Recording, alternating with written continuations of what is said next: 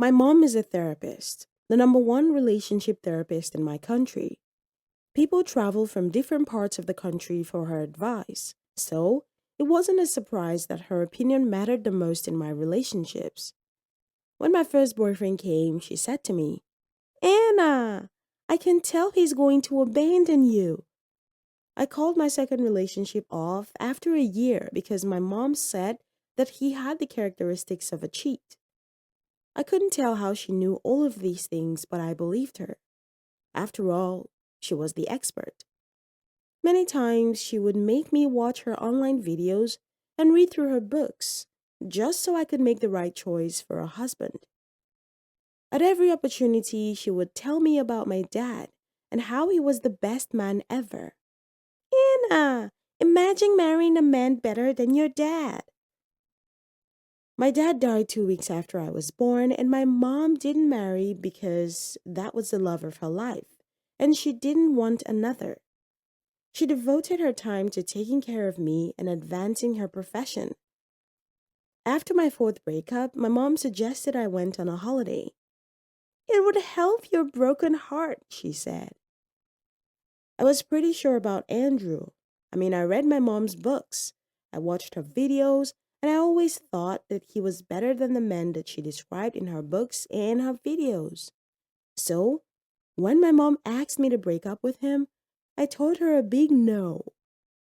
However, she kept insisting that I had made a wrong choice. Andrew even proposed to me. As usual, she turned out to be right. I received pictures of Andrew and another man together in a bed from an anonymous source.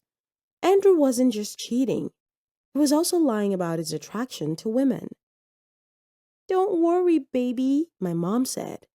You'll get it right the next time. My holiday was going great until I came across Andrew. Are you following me? No, Anna, he said. Please listen to me. Andrew told me that he had been set up. Apparently, he had shown the pictures that I sent him to a friend, and the supposed guy on the bed with him was his friend's cousin. The cousin confessed that he was paid to drug him and take pictures with him like they were a couple. Here is the shocking part. My mom's secretary made the payment, which only meant that my mom was responsible for everything. I walked away from Andrew because I refused to believe him over my mom. She had no reason to do that, but I was wrong. I called her on the phone and she admitted to it. I don't trust that man, Anna. I had no other choice. Luckily, Andrew wasn't going to press charges and he wanted to continue our relationship too. When the holiday was over, I went to stay at my cousin's place because I didn't want to see my mom. I guess my cousin couldn't bear to see me sad anymore, so she said, Anna, I can't keep this to myself anymore. My aunt is not your real mom. I stared at her in disbelief, hoping that I heard wrong. But Rachel began to narrate a completely strange story to me. She said that my dad and a lady called Rose had an affair, and that I was the product of that affair. My mom only found out about me when she heard my dad was in a car crash. So, here's what happened. Rose and my dad went out together to celebrate his birthday. On their way home, he lost control of the wheel because he had too much to drink. Rose died on the spot while my dad died in the hospital. But before he died, he asked the nurse to put a call across to my mom. When she arrived, he confessed everything to her and asked her to please pick me up from the nanny at Rose's place. Auntie always says that he wasn't sorry. He was only looking for a babysitter. She hates you, Anna. Sometimes I hear her and my mom making fun of you and your relationships. Apparently, my mom wanted me to be miserable. If Rose didn't let her enjoy her marriage, she was going to ruin Rose's daughter's life in any way possible. It slowly began to make sense. My mom always wanted smaller opportunities for me, even when bigger opportunities would come.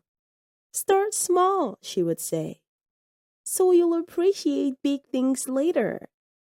I trusted her, so I never saw anything wrong with it. I sent my mom a long message because I didn't want to hear her confirm what I heard. But her response broke me even more. Great! I'm glad you found out. Now I can stop pretending. I don't have to, but I apologize for the hurt that my parents caused her.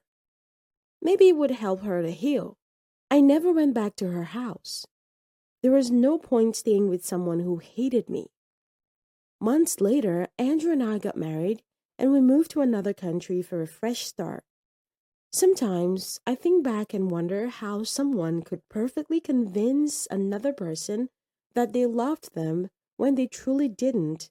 And other times I'd say to myself, Anna, maybe you saw the red flags, but you refused to admit that they were red.